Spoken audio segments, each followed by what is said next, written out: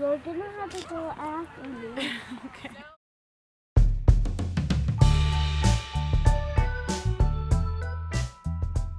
I joined Next Generation kind of on a whim. One night I was looking at the before and after pictures and it got really late at night and I very impulsively just signed up for boot camp. When we first got Katy in the program, I was excited because I'm always excited to get in touch with moms that seem to be very invested in their family, and I knew that she was a single mom. One of my influencers for signing up for boot camp was not feeling like I was in good enough shape to be able to play with my then 3-year-old at the park. She came for orientation, and you never know how somebody's going to turn out. You know, somebody has a lot of challenges in life, and she had her daughter she was taking care of and a couple of jobs she's doing, and I felt like time was probably going to be a real challenge for her, but she just, right out of the box, was really committed to things.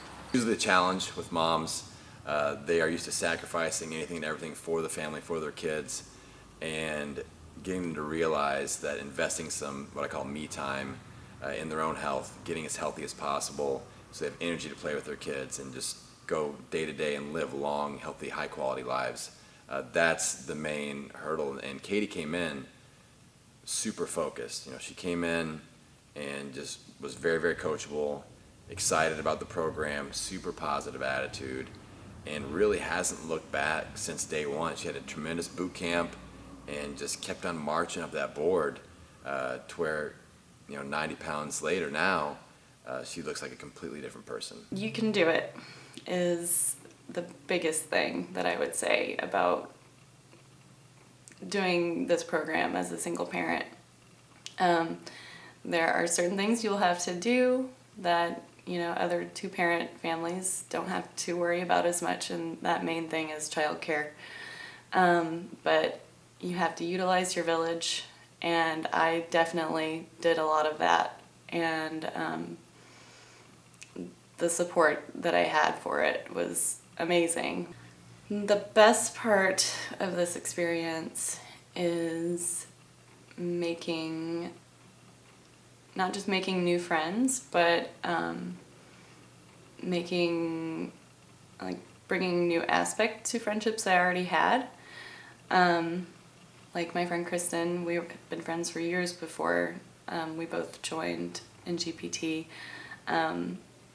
But then we started doing personal training together and ring the bell every Sunday. Whenever I'm doing a boot camp or she's doing a boot camp, we try to eat the same. Or, we'll have dinners and they're on-plan dinners.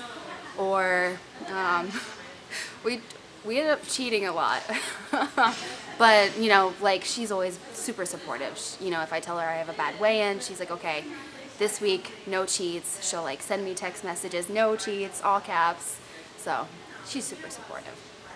So Katy and Kristen, when they started coming to PT together, they're just very interconnected with everything. They're great friends.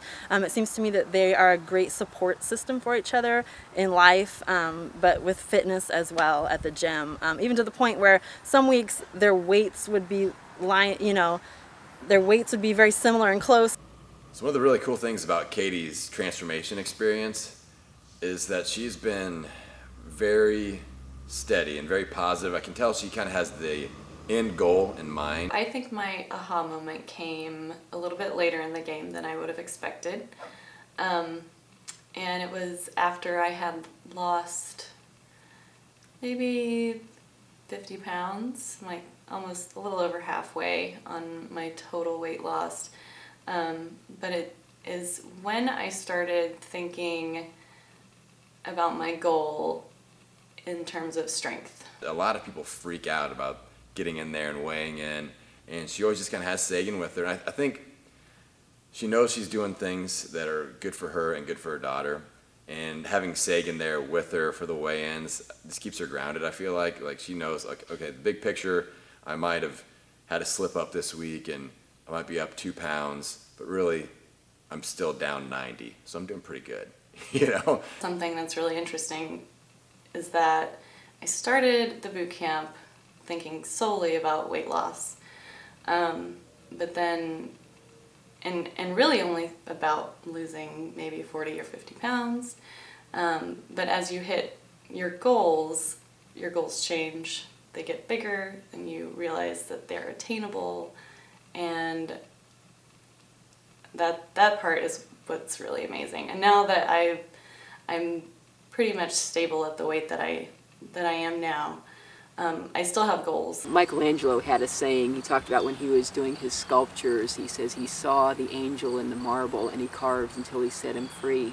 And I think Katy saw where she wanted to be and just kept chipping away at it until she got where she wanted to be. So I think she had probably some real definite goals. People don't get to where they are in her transformation without knowing exactly where they're going.